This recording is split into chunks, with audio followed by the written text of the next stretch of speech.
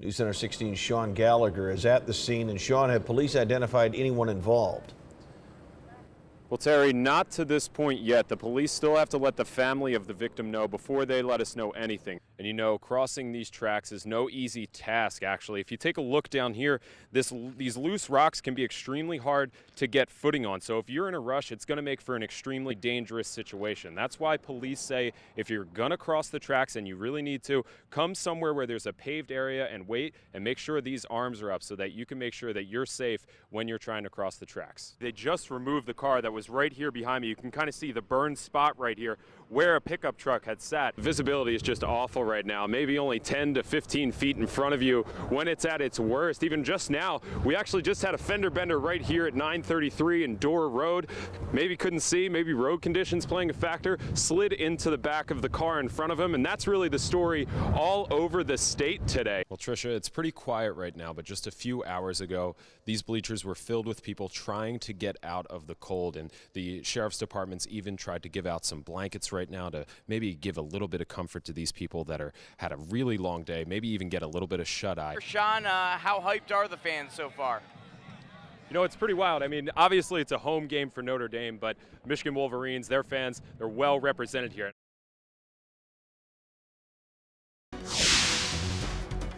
Good evening, I'm Maureen McFadden. Police continue to investigate a possible child abduction in South Bend. It's believed a young girl was led away against her will around 1 o'clock this afternoon. News Center 16's Shaun Gallagher is on the scene. And Shaun, you've spoken to a few neighbors, I understand. What are they saying about this neighborhood? Well, Mo, everybody that I talked to said that it's pretty safe. A lot of the kids will play out here unsupervised. I mean, we're only a few blocks away from Kennedy Park, so a lot of the neighbors I spoke to are pretty shocked that this little girl was taken from this alley right behind me during broad daylight. Now, police got the call just after 1 o'clock this afternoon of the possible child abduction and set up a 3-block perimeter in all directions near Meade and Prest. The police described the victim as a 7 or 8-year-old white or Hispanic girl with dark curly hair and blonde streaks. She was wearing a pink shirt, jean shorts, and sparkly shoes. And the description of the suspect, even more vague, a black male with gray facial hair. And even though neighbors consider this a pretty safe area, one woman says this should serve as a wake-up call.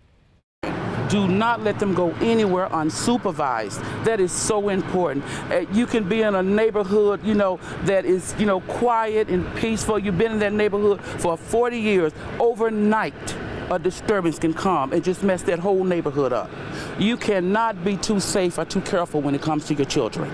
You hear parents saying, I don't worry about my neighborhood because my neighborhood is safe. No neighborhood is safe anymore. No neighborhood.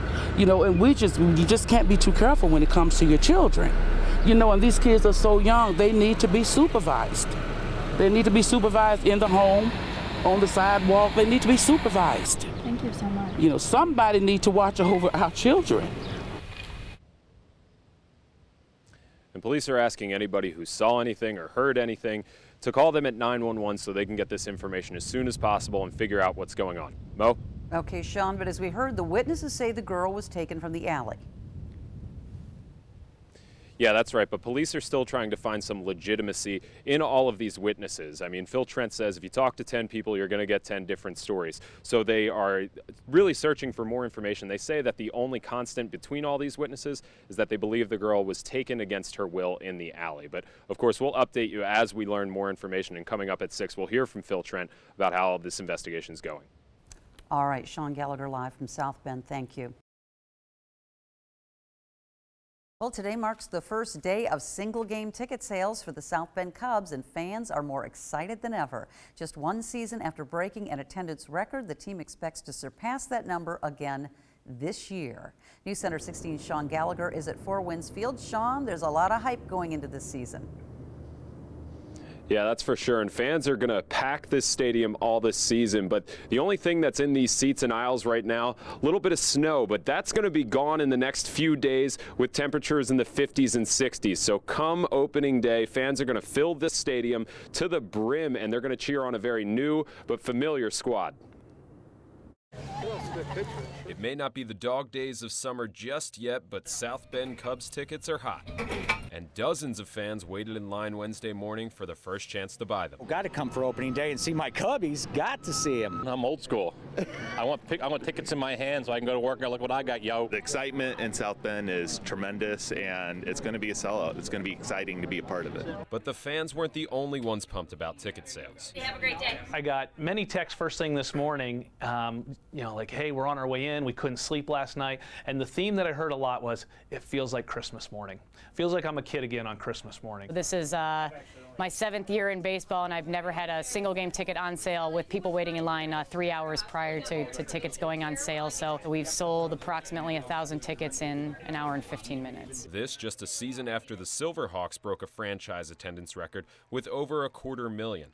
And they think this year will be even bigger. In my opinion, I think we will shatter that record. I mean, like I said, with opening day, people coming up to the windows today, we've never sold out an opening day on single game ticket on sale date. So we very well could shatter that 261,000 record probably a little bit earlier this year than even September. But it all starts April 9th. I think it's going to be great. I mean, the affiliation with the Cubs, there's so many Cub fans in South Bend, and South Bend had great baseball fans anyway, supporting the Silverhawks the way they have.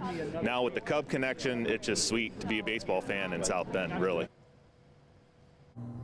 And Joe Hart says that the capacity of this stadium is about 7,500 fans, and they're really going to put that to the test this season. Today they actually set a record for single-day tickets sold, and it's 9 times as many as they've ever sold in franchise history. So come April 9th, this place is going to be rocking, Mo. Oh, it sounds like it, Shaun. So what kind of events are planned for opening day? Well, Joe Hart says that it's going to be the biggest party in the region. They're opening the doors an hour early, and they'll have live music and also some special guests. Chicago Cubs president Theo Epstein is going to be here to throw out the first pitch, and then something we're all waiting for, the unveiling of Stu, the new mascot. So April 9th, really going to be a big day down here. Sounds like a lot of fun. Okay, thanks a lot, Shaun. And it was also Military Appreciation Day at Notre Dame Stadium. Several members of the armed services were honored, as well as Gold Star mothers who have lost children during war. News Center 16's Shaun Gallagher spoke with one Army Ranger who nearly died in Afghanistan. And Shaun, what was today like for him and his family? Well, Gabby, Sergeant First Class Corey Remsburg is honestly one of the most optimistic people I've ever met. With everything he's been through, he could easily have a poor outlook on life, but he hasn't let these troubles break his spirit. Go Irish! The road to recovery for Sergeant First Class Corey Remsburg has been extremely long. Just over 5 years ago, an IED exploded a few feet away from him in Afghanistan during his 10th deployment. And after several surgeries and 4 to 6 hours of therapy each day, he was able to make it to the Irish game for some well-deserved recognition. I want to say thank you for your service, sir. My pleasure, good luck. It warms my heart that that appreciation, that understanding of the sacrifice is recognized. He's an American hero. Imagine 10 deployments, 6 in Iraq, 4 in Afghanistan. He's gone through 14 surgeries after being hit by an IED. He's an American hero. I mean, it really makes you think about, what's really important. You think you got it tough playing football and, some of the aches and pains and, all the pressure, but, those guys have their life on the line, and, so it's great to have them here. It's always been something I've wanted to do, but honestly, I don't think I could, I don't have what it takes to do what they do, so it's much respect for them. When I heard your story, I cried. But thank you so much for your service and your sacrifice. My pleasure. We couldn't ask for anything more than what you've done.